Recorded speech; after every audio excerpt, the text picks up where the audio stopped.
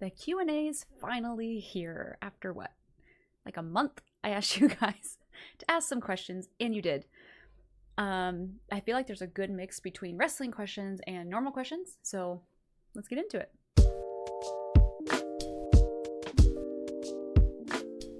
Question number 1. Other than wrestling, what other hobbies are you into? Well, I don't know if you've noticed, but I like to collect things. I'm a big collector. I have a Fugler collection. I have a lot of Funko Pops. I have WWE action figures. And some of my favorite ones are right here. You can only see 2. I have 3, but they are the Ninja Turtle and WWE crossover action figures. I have Cody Rhodes, Seth Rollins, and Rey Mysterio.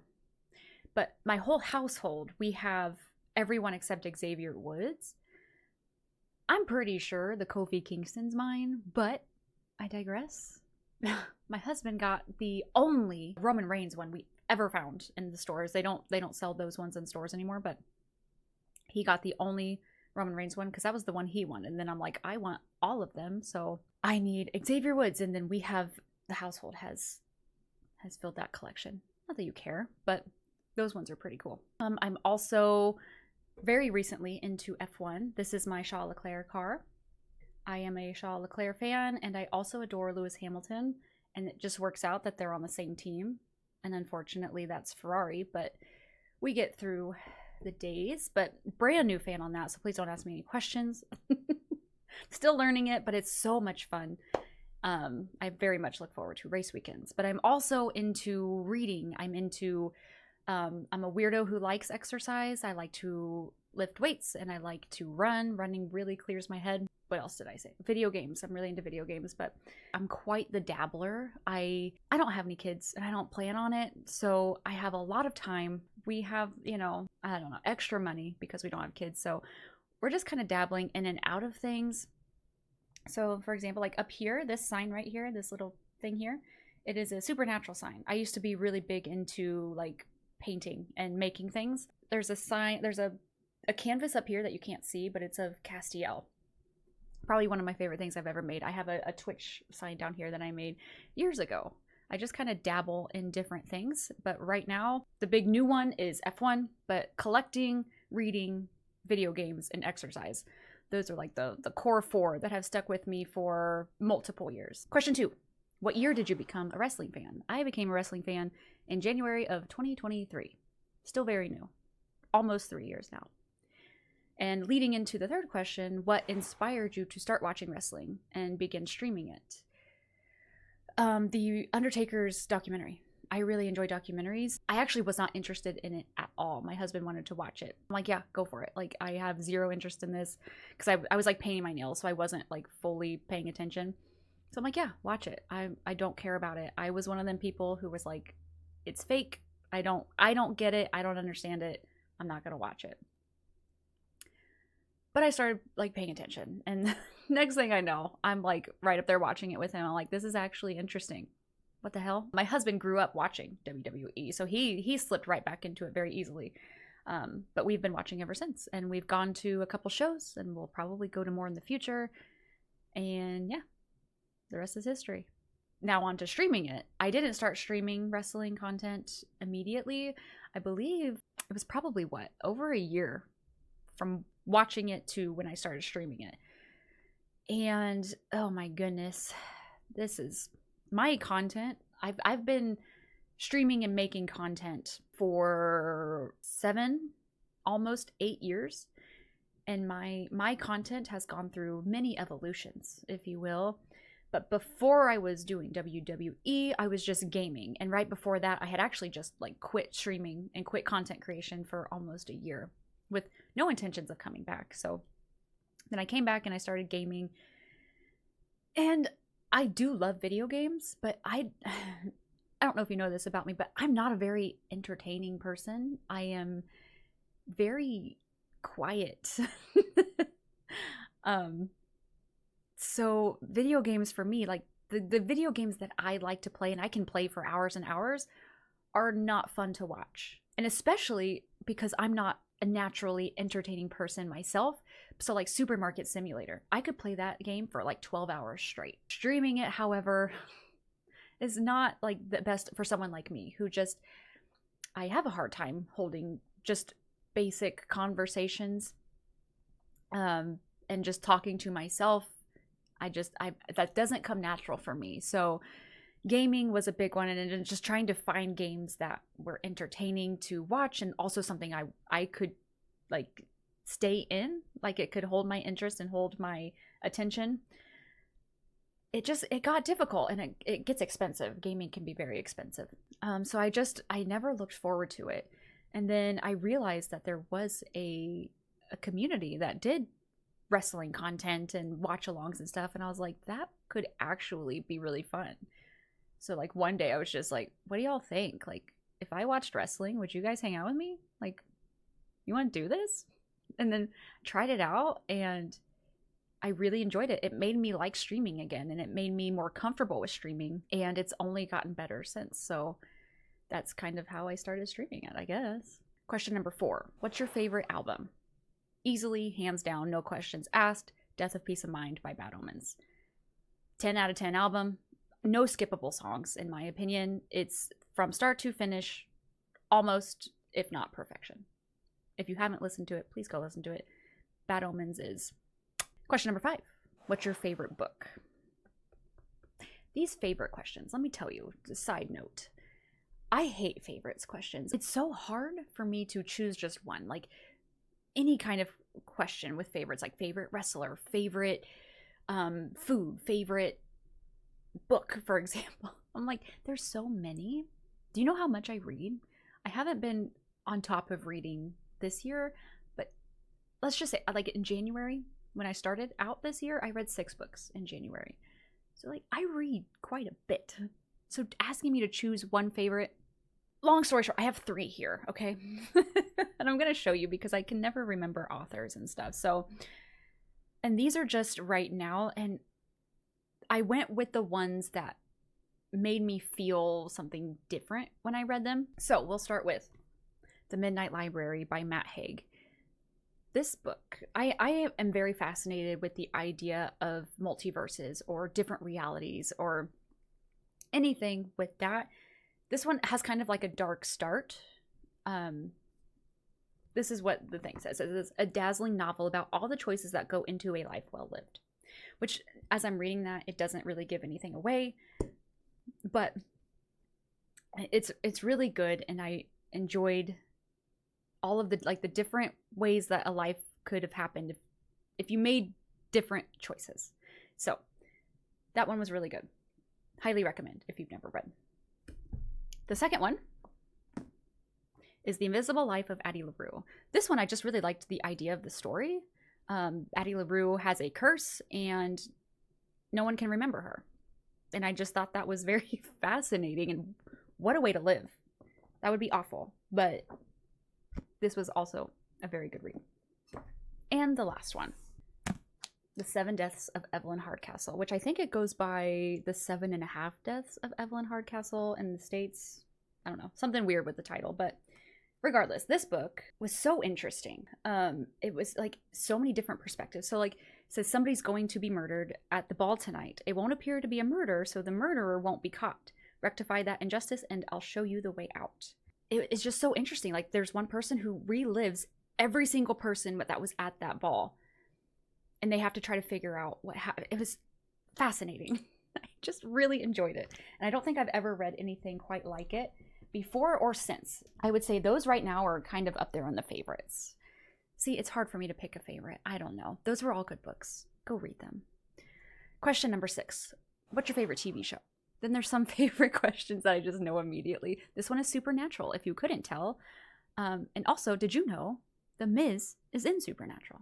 He's in an episode. Season 11, episode 15. Anyway, that's an inside joke for the stream. Whatever. But Supernatural is my favorite show. I watch it all the time. It's always on the TV.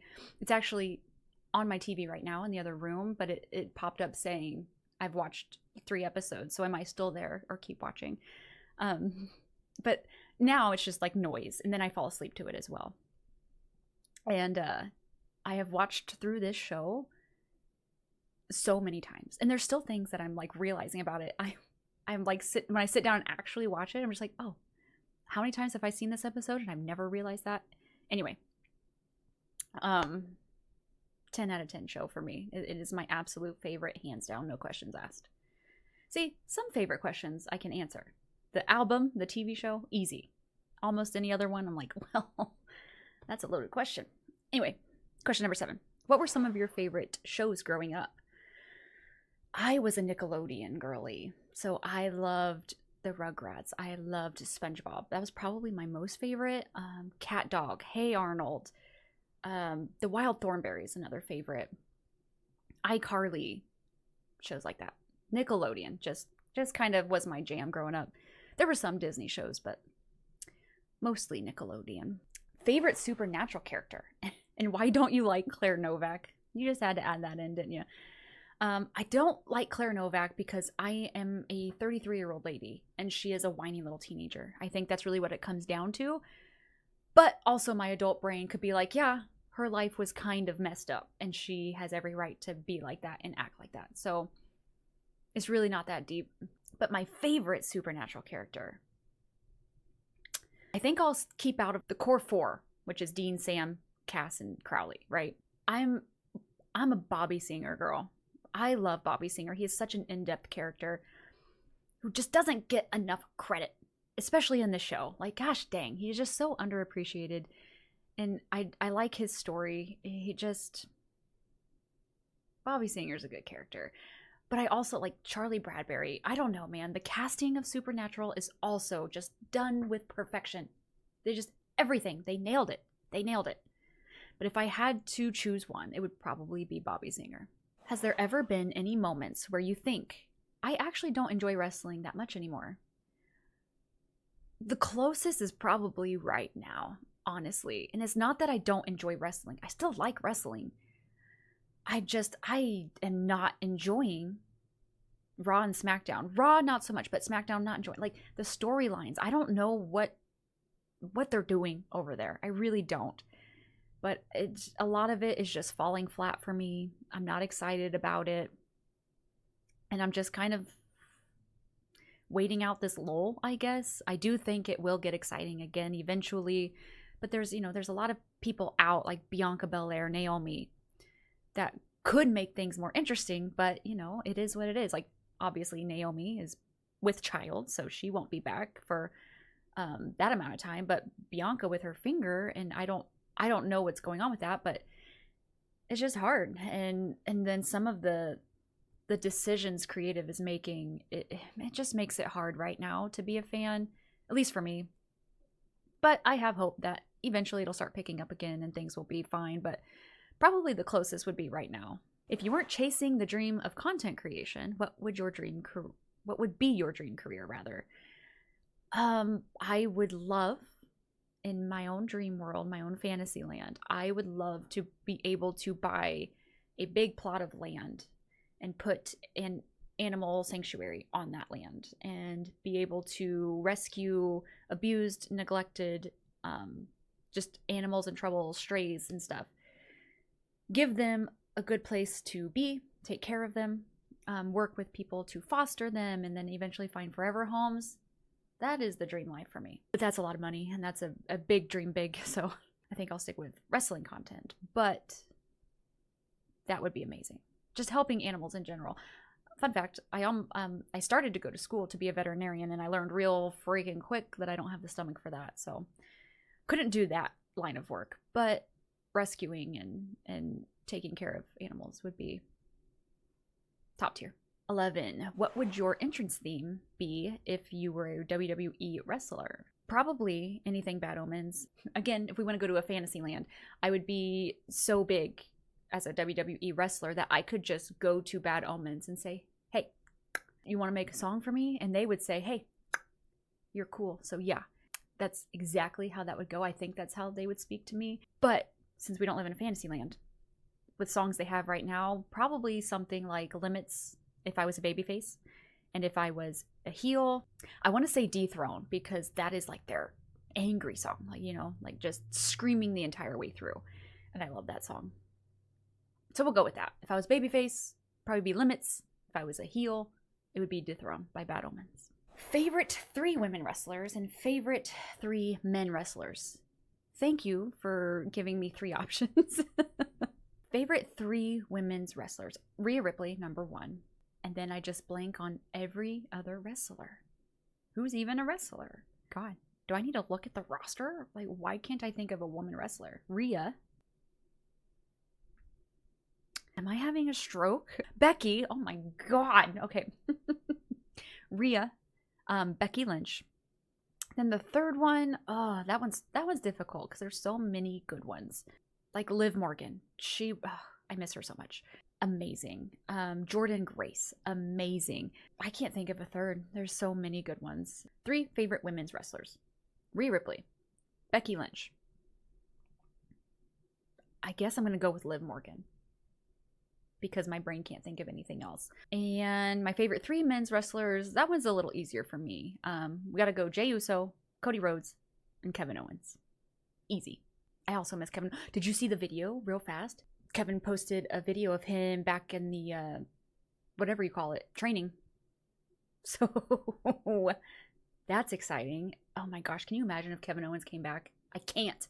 Question number 12. Nope. Question number 13. Would you consider WWE more of a sport or more of a show, or just both? Well, I mean, it is sports entertainment, so I think it is a good mix of both. Because what they do is definitely a sport, but it's also like a big old soap opera. So it's a good mix of both. That's why they call it sports entertainment. How would you react to someone if they say, you know that's fake, right? I always say, it's not fake, it's scripted. Because what they're doing is real. Like, you can't dispute that. Like, have you seen the injuries and just the marks, the scrapes, the bruises that they get? Like, what they're doing is real. Sure, it's choreographed and the words are scripted and the storylines are scripted. What they are doing in the ring is 100% real. So I always say it's not fake, it's scripted. Should Dominic turn on Liv for Raquel/Roxanne? You know what? I think Dominic needs to be done with women. Well, that sounds weird. But when Liv returns, I don't think Liv and Dom should get back together. I don't think Dom should choose Roxanne over Liv or anything like that. I don't think Dominic needs anyone anymore. Dominic stands on his own. Dom is Dom. Dom does not need a side piece. He doesn't need to be someone's side piece. He's good. He is so good on his own. I don't know what the storyline's going to be when Liv returns. I don't know if they're going to try to continue running, because like when she first left, they really kind of went in on Roxanne trying to flirt with Dom, be with Dom, take over Liv's spot with Dom. And then they kind of backed off of that. And then they started sprinkling it in again a little bit. I don't know what they're going to do. Maybe it's going to be more of a Raquel Roxanne. Liv's going to come in and be like, you chose her, like, what are you doing? And leave Dom out of it. So I don't think Dominic should be involved with Liv returning in that way. Like, maybe there will be some kind of reunion. I don't know what they'll do with Dominic and Liv, but I don't think they should get back together. I don't think Dom should get with Roxanne. Dom needs to be on his own, and then Liv come back and deal with Roxanne and Raquel. That's my thoughts. What do you do on days you don't want to stream but feel you have to? How do you get yourself to hit the go live button? You just do. You just do. It depends though. Some days I allow myself time off. I'm just like, you know what? I'm not feeling it, and I don't think I'm going to bring anything to anybody if I go live. So I will take the day. But sometimes if I'm just not quite feeling it, but I could stream, you just hit go live. You just do it because you gotta. And usually when I'm feeling like that and I go live, stream puts me in a better mood, and I'm glad I did it. If money was no object, and without knowing the card, which major WWE event would you want front row seats to? WrestleMania. Obviously, WrestleMania. Royal Rumble is a very, very close second. That one would be so fun live. Reconsidering that in real time. WrestleMania would be cool, but gosh, a Royal Rumble live, I think, would be just a different beast. Just the excitement of who's going to be next in each of them. So I might flip those two, right? I think I'm going to say Royal Rumble would be my number one, and then WrestleMania would be my close second. Are there any things about going live that you dread or just don't like? There used to be. There used to be. Whenever I did my previous content, a lot of the times I would be so anxious before going live, like embarrassingly so, to the point of like, why am I doing this actually? Like, should I be doing something else? Because maybe this isn't for me. A lot of pep talks and just sitting there and just being like, looking at the go live button. And I'm like, I don't want to do this. But since switching to wrestling content, that's almost non-existent for me. I have no problems hitting go live. I go live a few minutes before the shows start. And before that, I wouldn't even think to do that. What truly helps is just knowing that people are going to be there. And a lot of you just show up every time and you show up immediately. And so I'm not alone at the start. And that helps immensely. And just also knowing what I'm going to be doing on stream. Like, I'm going to be watching wrestling. That's what I'm going to be doing. And it's going to be fun. And I don't have to think twice about it. And I don't have to overthink it and be anxious about it. It just is what it is. But I used to. I used to the point of like, I don't know why I'm doing this. It brings me so much anxiety. It's silly. And then eventually I would hit go live and it would work itself out and it'd be fine. I don't really struggle with that anymore. Thank goodness. Last question. You get a chance to travel with one female and one male WWE superstar for a whole year. Which two are you picking? That's a great question. And I feel like the female would be Rhea, because I feel like we're very similar when it comes to traveling and lifestyle wise. Like, I feel like we're both huge homebodies and we don't like large crowds and all of that. So I think that would be nice to have somebody who feels that same way. But I feel like I also need to pair it with somebody who likes to do things and can take the lead on that. Not saying, I don't know if Rhea takes the lead on that, but I don't even know who that would be. Someone maybe like Cody Rhodes, who just has their shit together and can take care of all of the nitty gritty stuff, or have people to do that. So yeah, I guess I would say Rhea and Cody. That could be a good time, yeah? And that was the Q&A. Please try not to focus on me only getting 19 questions instead of 20. I really thought I grabbed 20, and that doesn't bother me at all. We're fine. But thank you so much for submitting your questions, and thank you for your patience on this video. I hope you enjoyed it, and I'll see you in the next one.